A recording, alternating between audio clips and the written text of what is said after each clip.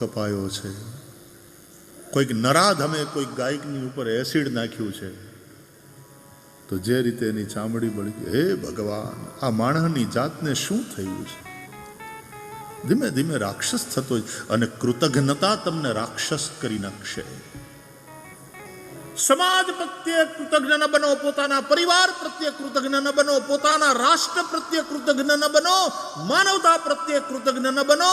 માનવ બનીને માનવોની હિંસા, આતંકવાદ, પછી તમારો ધાર્મિક, તમારો મઝહબી એજન્ડા હોય કે તમારો પોલિટિકલ એજન્ડા હોય, પણ આ કૃતજ્ઞતા માણસને રાક્ષસ બનાવે છે. અને આવા રાક્ષસોના પાપ જ્યારે વધે ત્યારે પૃથ્વીથી એ સહન થતું નથી. કૌન ભૂમિ સે ભારી? પાપ ભૂમિ સે ભારી. ત્યારે ધર્મની ગ્લાનિ થાય. યદા યદા હિ ધર્મસ્ય ગ્લાનિર્ભવતિ ભારત અભ્યુત્થાનમ અધર્મસ્ય. એટલા માટે આપણે ત્યાં ધર્મનો અર્થ કેવલ ઉપાસના પદ્ધતિ નથી. ધર્મ શબ્દની બહુ વિશાળ વ્યાખ્યા છે સનાતન ધર્મ પાસે. અને તેથી ધર્મનું અંગ્રેજી કરવું, રિલિજિયન, એ સાચો શબ્દ નથી ધર્મ માટે. ધર્મ કેવલ એક ઉપાસના પદ્ધતિ નથી. આપણા માટે હિન્દુ ધર્મ, સનાતન વૈદિક હિન્દુ ધર્મ એ જીવન શૈલી છે. It's a way of life.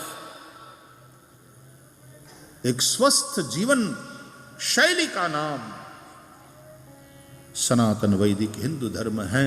एक ऐसी स्वस्थ जीवन शैली जहां हार्मनी है, एक संवादिता है. व्यक्ति के अपने वैयक्तिक जीवन में संवादिता, वाणी, वर्तन અને વિચારમાં સંવાદિતા. એને જ મહાત્મા કહે છે મનસ્યેકમ વચસ્યેકમ કર્મણ્યેકમ મહાત્મનામ. વાણી, વિચાર ને વર્તન જેના એક છે એ મહાત્મા છે. બોલે કાંઈક, કરે કાંઈક, વિચારે કાંઈક, એ દુરાત્મા. દુરાત્માનો સંગ ન કરવો, મહાત્માનો સંગ કરવો. તો વાણી, વિચાર અને વર્તનમાં હાર્મની, સંવાદિતા એ માણસને સજ્જન બનાવે. આ હાર્મની ધર્મથી આવે. નહીં તો બોલે કાંઈક, કરે કાંઈક, વિચારે કાંઈક, એ દુરાત્મા, એ દંભ છે, એ પાખંડ છે. મનસ્યેકમ વચસ્યેકમ કર્મણ્યેકમ મહાત્મનામ. હાર્મની પારિવારિક જીવનમાં, આપણા સંબંધોમાં હાર્મની, સંવાદિતા. પતિ પત્નીના સંબંધમાં સંવાદિતા, ભાઈ ભાઈના સંબંધમાં સંવાદિતા, પિતા પુત્રના સંબંધમાં સંવાદિતા. આમ દરેક જગ્યાએ સંવાદિતા, હાર્મની. એનું નામ હિન્દુ ધર્મ. સમાજ સાથેના આપણા વ્યવહારમાં સંવાદિતા. ઘણા લોકો સમાજથી ઉલટા જ હાલે, એને ખબર નહીં, એને ઉલટું હાલવામાં જ એનું પોતાનું મહિમા દેખાય. અને ઘણીવાર એવા ઉપદ્રવ્યા હોય ને, એ તરત ધ્યાનમાં આવે. આલ્યો રાવણની કથા દરેક રામની કથામાં કરવી જ પડે છે ને. રાવણ વગર રામકથા થતી જ નથી. રામને યાદ કરીએ એટલે રાવણને યાદ કરવો જ પડે. નડે નડે. વિશ્વામિત્રના યજ્ઞની અંદર પણ આ રાક્ષસોએ વિઘ્ન નાખ્યા. તો હાર્મની, વિરોધ એટલે હાર્મની નહીં એમ નહીં, વિરોધ પણ હાર્મોનિયસ વેમાં હોવો જોઈએ. ક્યારેક તમને કોઈ વસ્તુ ન ગમે, ભાઈ હું આની સાથે સહમત નથી, આ બાબતમાં મારો વિરોધ છે, પણ તમારા હૃદયની અંદર હાર્મની છે, સદભાવ છે વિરોધ કરતી વખતે. બાકી વિરોધ, આપણા સંસદમાં પણ હાર્મની. બધા જ પાર્ટીઓના લોકો જેને આપણે જનતાએ ચૂંટીને મોકલ્યા છે, ધારાસભામાં, વિધાનસભામાં અથવા તો સંસદમાં, એમાં જો એક કોમન એજન્ડા હોય કે ભારતનું ભલું કેમ થાય, રાષ્ટ્રની ઉન્નતિ કેવી રીતે થાય, આ જો કોમન એજન્ડા હોય ને નેશન ફર્સ્ટની પોલિસી હોય તો વિરોધ પણ હાર્મોનિયસ વેમાં થઈ શકે, દ્વેષ રહિત. ક્રોધ સારો, દ્વેષ ખરાબ. ક્રોધ હજી હારો. ક્રોધ કલ્યાણ કરી શકે, દ્વેષ કોઈ દી કલ્યાણ કરે એ વાતમાં માલ જ નથી. ક્રોધ હજી કલ્યાણ કરે.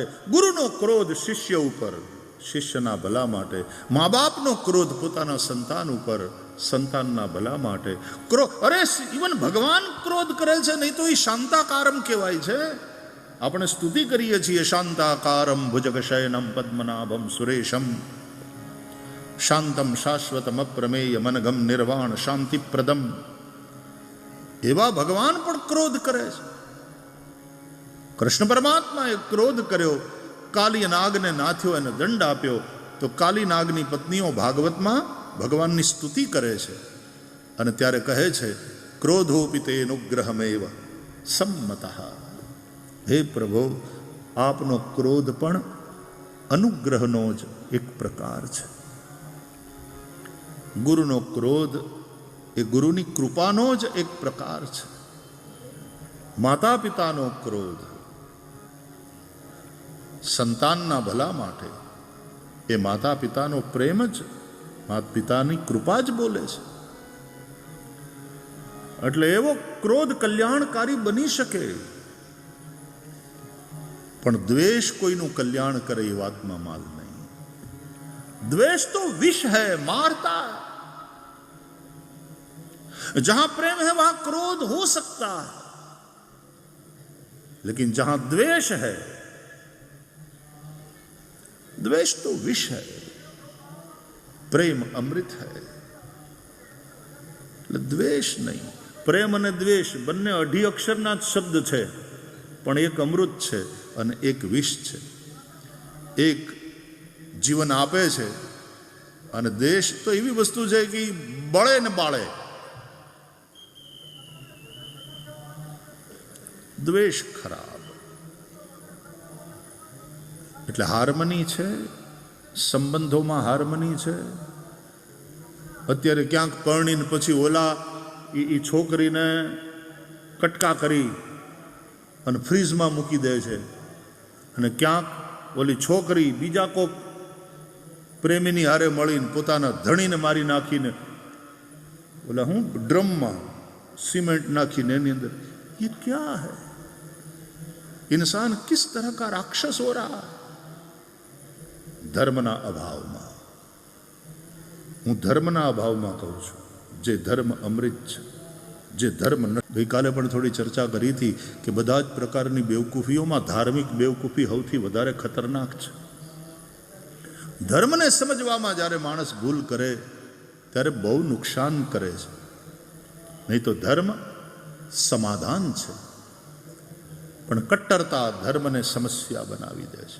कल भी थोड़ी चर्चा हुई थी, धर्म का संबंध कट्टरता से नहीं, धर्म का संबंध करुणा से है. करुणा से. એટલે ચુસ્ત તમે ધાર્મિક બનો, ચુસ્ત સનાતની બનો, કટ્ટર નહીં.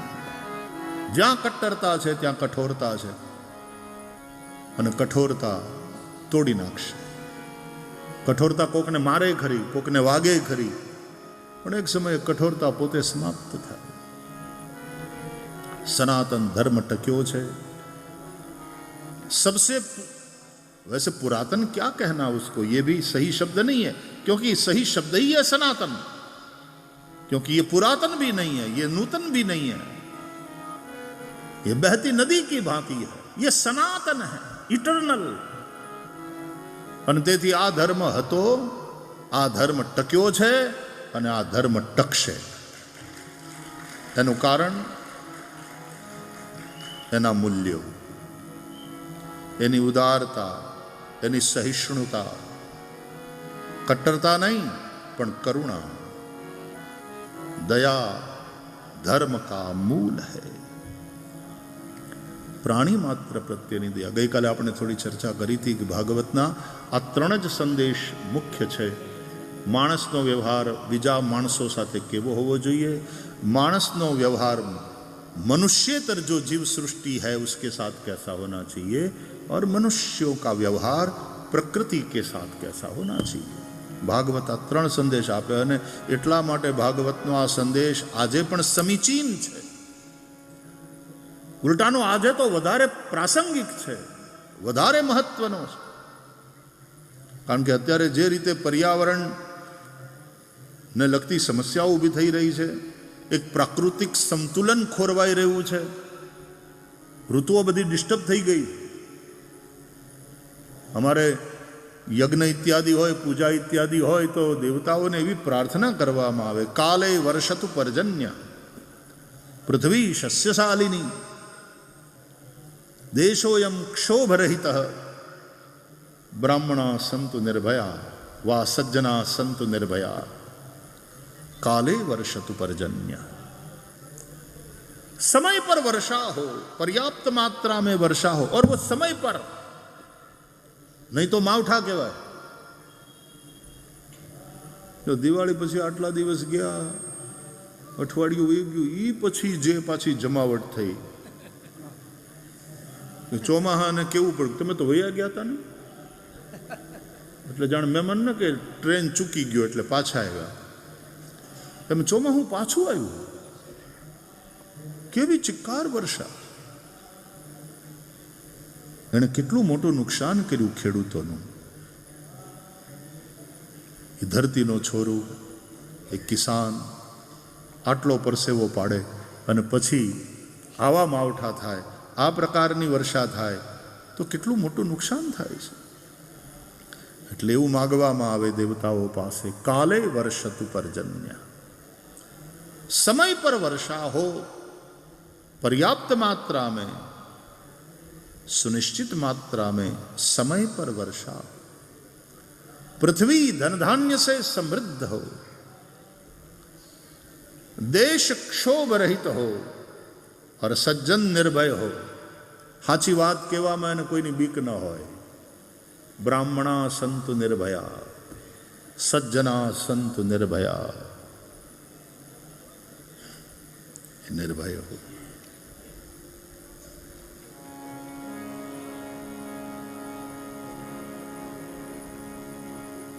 પૃથ્વીનું ચક્ર ખોરવાઈ જાય એટલે સમાજની સંવાદિતા, વ્યક્તિના પોતાના વૈયક્તિક જીવનમાં સંવાદિતા, એના પારિવારિક જીવનમાં સંવાદિતા, એના સામાજિક જીવનમાં સંવાદિતા, સંસદ અને ધારાસભાઓમાં સંવાદિતા સાથે કામ ચાલે.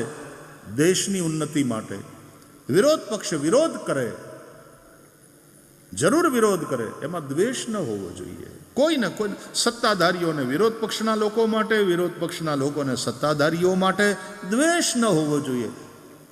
વિરોધ કરી શકાય અને એનું નામ જ વિરોધ પક્ષ છે. જનાદેશ મળ્યો છે અને એ પાર્ટીમાં વિરોધ પક્ષમાં બેસવાનો. એટલે વિરોધ એટલે અમારો ધર્મ છે વિરોધ. એક જગ્યાએ બહુ સારો માણસ વયો ગયો, પછી એની શોક સભા મળી, પ્રાર્થના સભા, અને બધાએ શોક ઠરાવ પાસ કર્યો ને વાંચ્યો કે ભાઈ આપણે શોક ઠરાવ પાસ. તો એક જણો કે એમાં મારો વિરોધ છે. એ હવે ઓલો ગુજરી ગયો, હવે તો કેડો મૂક તું, હવે તો કેડો મૂક, ઓલો ગુજરી ગયો, એનો શોક ઠરાવ તો કે એમાં મારો વિરોધ છે. ઘણાને વિરોધ જ કરવો, જિંદગી આખી વિરોધ કરવામાં જાય. એ પોતે પોતાનો વિરોધ કરતો હોય. આમ વિરોધનો અર્થ છે કંઈક ખોટું થતું હોય ત્યારે વિરોધ કરવો, કોઈ ખોટી દિશામાં જતું. હા, દરેક પાર્ટીની પોતાની એક વિચારધારા હોય છે અને તેથી વિચારધારાથી વિરુદ્ધની કોઈ વાત થાય એટલે વિરોધ કરે, સ્વાભાવિક છે. પણ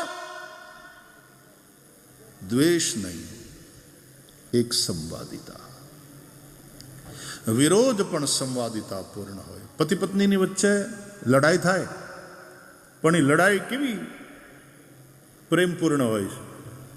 રામ અને સીતા બાંધ્યા, બોલો, પતિ પત્નીની વચ્ચે લડાઈ થઈ. આપણે ત્યાં તો એના માટેના લોકગીતો બન્યા છે. જય શ્રી કૃષ્ણ. રામ સીતા બાંધ્યા, પણ એમાંય એ લડાઈ, એ ઝઘડાના ગીતો રચાયા એની અંદર પણ કેટલા પ્રેમની સંવાદિતા બોલે છે. લવિંગ કેરી લાકડીએ રામે સીતાને માર્યા જો. મરાય? પતિએ મરાય? પત્ની ઉપર હાથ ઉપાડાય? અને હવે અટાણના ટાઈમમાં ઉપાડી તો જોવે, પોલીસ ઉપાડી જાય, ઓલી ફોન કરે તો. સંવાદિતા ખોવાણી. અને આ ગીતમાં છે કે લવિંગ કેરી લાકડીએ રામે સીતાને માર્યા જો, અને ફૂલ કેરે દડુલીએ સીતાએ વેર વાળ્યા જો. હા, પંક્તિઓ જુઓ તમે કે લવિંગ કેરી લાકડીએ રામે સીતાને માર્યા લાકડીએથી. કઈ લાકડી? લવિંગની. લવિંગ કેવડું, વાત કેવી. લવિંગ કેરી લાકડીએ રામે સીતાને માર્યા જો, અને ફૂલ કેરે દડુલીએ સીતાએ વેર વાળ્યા જો. ફૂલ કેરે દડુલીએ પાણો મારે પત્ની. બોલો, કાપી નાખીને ડ્રમમાં નાખી દે ને ઉપર સિમેન્ટ નાખી દે. આ નારી શક્તિ થોડી, આ તો રાક્ષસી છે. ક્યારેક પુરુષ રાક્ષસ બને છે, ક્યારેક સ્ત્રી રાક્ષસ. આમાં કોઈ સેક્સ ડિસ્ક્રિમિનેશન છે જ નહીં, જેન્ડર ડિસ્ક્રિમિનેશન એમાં છે જ નહીં. સ્ત્રી હોય કે પુરુષ, દરેકની અંદર આસુરી વૃત્તિનો પ્રવેશ થાય. તેથી રામાયણમાં ખાલી રાવણની વાત નથી, એમાં શૂર્પણખાની પણ વાત છે. ભાગવતમાં ખાલી કંસની વાત કે અઘાસુર કે બકાસુરની વાત નથી, પૂતનાની વાત પહેલા આવે છે. એટલે એમાં સ્ત્રી હોય કે પુરુષ, અંદર જ્યારે આસુરી વૃત્તિ પેદા થાય અને પછી જે કામ કરે, જે પછી ઉપદ્રવ કરે, એવાને સમાપ્ત કરવા જ પડે. તો વૈયક્તિક જીવનમાં સંવાદિતા, પારિવારિક જીવનમાં સંવાદિતા, સામાજિક જીવનમાં સંવાદિતા. જ્ઞાતિઓ એટલી લડે. જ્ઞાતિના તો મને તો ઘણા બહેનોને મેં એમ કહેતા સાંભળ્યા છે, જ્યારથી આ જ્ઞાતિના સંસ્થામાં જોડાયા ને ત્યારથી કોઈ દી ધરાઈને ધાન ખાધું નથી નિરાતે. ઘરના જ ધાન ખાવાના, પણ કોઈ દી નિરાતે જમ્યા નથી. આખો દિવસ ઝઘડાની જ વાલતી હોય, ફોનમાં તે જ બધા ઝઘડાની, ઓલાએ આમ કર્યું, આપણે એને પાડી દેવો, આનો વિરોધ કરવો. એ હું કામ પણ હખણા રહ્યો ને. મુંબઈની અંદર ગુજરાતી નાટ્યભૂમિની દુનિયામાં એક નાટક ચાલ્યું ઘણા બધા વખત, છોડે રેજો રાજ. ફિલ્મે આવી હતી એવી, લગભગ ફિલ્મ હતી આ ટાઇટલ ગુજરાતીમાં, છોડે રેજો રાજ. કે ગીત હતું? શું હતું? મને કઈ બહુ ખબર ન પડે. ગઈકાલે આ લાલો ફિલ્મ વાળી આખી બધી ટીમ આવી હતી અહીંયા, તો લાલો અને કૃષ્ણ ભગવાનની વાતો કેટલી સરસ રીતે લોકોએ વધાવી. મને બધી માહિતી એ લોકોએ આપી. તો જોડે રેજો રાજ એવું હતું કંઈ. તો એના આધારે આમ કહેવાનું મન થાય, હખણા રેજો રાજ, હખણા રેજો રાજ. કેવા બાંધે, પણ કેવા બાંધે. હા, ફરીથી કહું છું, વિરોધ કરવો જોઈએ. જ્યાં ખોટું થતું હોય ત્યાં વિરોધ કરવો જોઈએ, પણ એ વિરોધ દ્વેષયુક્ત ન હોવો જોઈએ. સમાજના ભલા માટે, પરિવારના ભલા માટે, રાષ્ટ્રના ભલા માટે તમે વિરોધ કરો તો એ વિરોધ પણ પ્રેમપૂર્ણ અને હાર્મોનિયસ હોવો જોઈએ, સંવાદિતાપૂર્ણ. તો વૈયક્તિક જીવનમાં સંવાદિતા, પારિવારિક જીવનમાં સંવાદિતા, સામાજિક જીવનમાં સંવાદિતા, રાષ્ટ્રીય જીવનમાં કે રાજનીતિક જીવનમાં એક સંવાદિતા, અને વૈશ્વિક જીવનમાં કેવા વિશ્વના દેશો બાંધે છે અટાણે. આપણને ત્રીજું વિશ્વયુદ્ધ જોતું નથી, પણ આપણને ક્યારેક આમ ભણકારા વાગે ને બીક લાગે કે એ હળગ્યું, એ હળગ્યું, એ હળગ્યું. પહેલું વિશ્વયુદ્ધ જે રીતે શરૂ થયું, શરૂઆત બહુ નાનકડી હોય, અમથી વાતમાંથી આપણને એમ થાય આટલી નાનકડી વાતમાં વિશ્વયુદ્ધ સુધી વાત પહોંચે. સેકન્ડ વર્લ્ડ વોરની હિસ્ટ્રી વાંચો,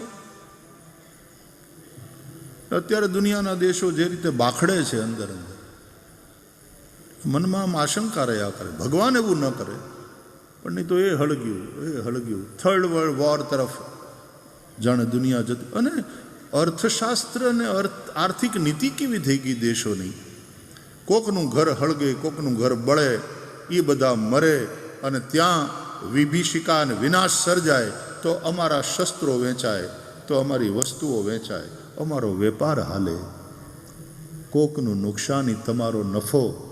આ વિચારધારા જ્યારે આવશે, આને જ કહેવાય ધર્મની ગ્લાની. યદા યદા હિ ધર્મસ્ય ગ્લાનિર્ભવતિ ભારત. જ્યારે સનાતન હિન્દુ ધર્મ એક જીવનશૈલીનું નામ છે, એક સ્વસ્થ જીવનશૈલી, એક સંવાદિતાપૂર્ણ જીવનશૈલી, તો પ્રકૃતિની સાથે પણ કેવી રીતે સંવાદિતા સાધવી. એટલે આપણે નદીઓની પૂજા કરીએ છીએ, આપણે પર્વતોની પૂજા કરીએ છીએ, આપણે વૃક્ષોની પૂજા કરીએ છીએ. પૂજા તો કરીએ છીએ, પણ એનો અંદરનો જે આત્મા છે ને એ મરી ગયો અટાણે. આમ આપણે નદીઓની પૂજા કરીએ, આમ આપણે જમનાજીને ચૂંદડી મનોરથ કરીએ, પણ જમનાજીની અંદર અત્યારે જે ગંદકી ઠલવાય છે, મોટી મોટી ફેક્ટરીઓ પોતાની બધી જ ગંદકી સમીપવર્તી નદીમાં વહાવે, આ હાર્મની તૂટે છે. ત્યારે ક્યાંક ને ક્યાંક આપણે ભલે ફેક્ટરીમાં હનુમાનજીનું મંદિર રાખ્યું હોય કે રાધા કૃષ્ણનું મંદિર રાખ્યું હોય, પણ આપણે કરીએ છીએ અધર્મ, બેઈમાની, ભેળસેળ. ઘણા ભેળસેળિયા તેલ વેચે, લોકોને માંદા પાડે અને પાછા હોસ્પિટલમાં દાન આપે. બોલો, ધર્માદા હોસ્પિટલમાં પોતાના નામનો વોર્ડ ખોલાવે. એ પહેલાં ભેળસેળ બંધ કર, લોકોને મારવાનું બંધ કર, માંદા પાડવાનું બંધ કર. ક્યાં દંભ મજબૂત હોતા જા રહા. પાણી હાથ ગણે ગાળીને પીવે ને લોહી ઉભે ગળે પીવે, ગરીબોનું લોહી ઉભે ગળે પીવે. ઘણા એટલા બધા ધાર્મિકો લહણ કાંદા ન ખાય, પણ લાંચ ખાય, જાણે સાત્વિક આહાર હોય એમ. દંભ હૈ. એટલે ધર્મ શબ્દ આપણે ત્યાં બહુ વિશાળ અર્થમાં છે. ધર્મ શબ્દનો એક અર્થ કર્તવ્ય એવો પણ થાય છે. કર્તવ્ય, મારું કર્તવ્ય મારા પરિવાર પ્રત્યે, મારું કર્તવ્ય મારા સમાજ પ્રત્યે, મારું કર્તવ્ય મારા રાષ્ટ્ર પ્રત્યે, મારું કર્તવ્ય માનવતા પ્રત્યે, મારું કર્તવ્ય પ્રકૃતિ માતા પ્રત્યે. કર્તવ્ય કર્તવ્ય આ કર્તવ્યનું પાલન, એનું નામ ધર્મ. અને કર્તવ્યનું પાલન તો ન કરે, ઉલટાનું નુકસાન કરે, કૃતજ્ઞ ન બને, બડા પાપ હૈ. આ કૃતજ્ઞતા બહુ મોટું પાપ છે. ઈશ્વરે આપણને માનવ જન્મ આપ્યો, મહામૂલો છે. રામચરિત માનસમાં ગોસ્વામી તુલસીદાસજી લખે છે, બડે ભાગ માનુષ તન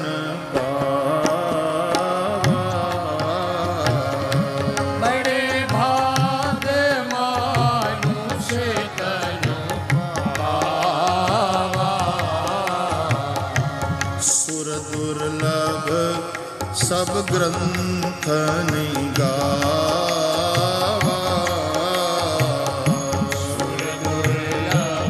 सब ग्रंथ निगावा. દેવોને પણ દુર્લભ એવો માનવ દેહ આપણને મળ્યો છે.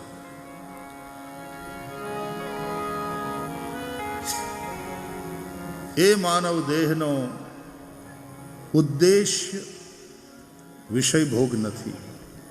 એહી તન કર ભલ વિષયન ભાઈ, સ્વર્ગ સ્વલ્પ અંત દુઃખદાયી.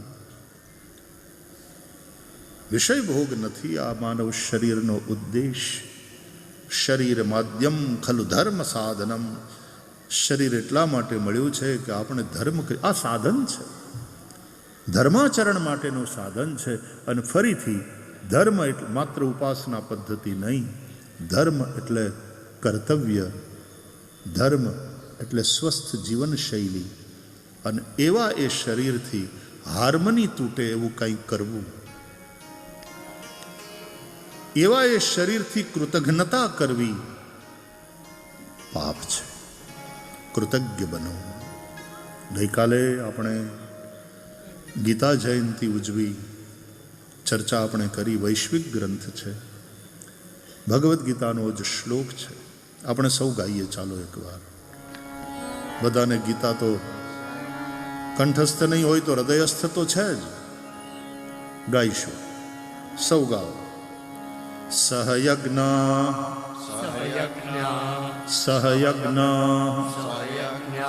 પ્રજા સૃષ્ટ્વા પુરોવાચ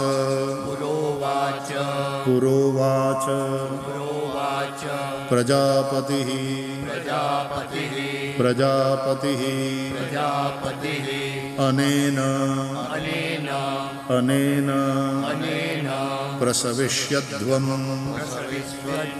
પ્રસવિષ્યદ્વમ એષવો સ્ત્વિષ્ટકામધુક. કહે છે પ્રજાપતિએ, બ્રહ્માજીએ આ સૃષ્ટિની રચના કરી.